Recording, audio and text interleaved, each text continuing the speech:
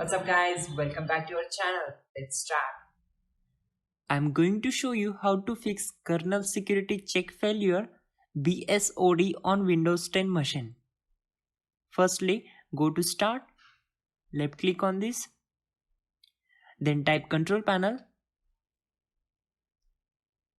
Okay, from the search result, click on this to open Control Panel. Now go to View By, then select Large Icons. From the list, find out Device Manager. Okay, click on it. You can see this is Device Manager. So you have to update the display adapter. For that, expand display adapter, right click on this adapter, select properties. On this, go to driver tab and click on update drivers. Now it will ask you, how do you want to search for drivers? Simply click on first option. So it will take some time. Okay, close the all windows.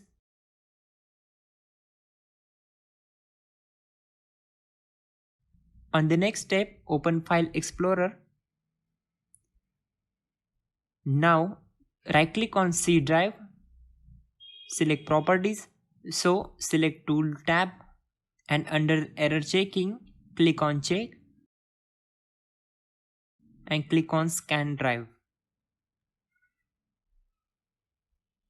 Close all windows.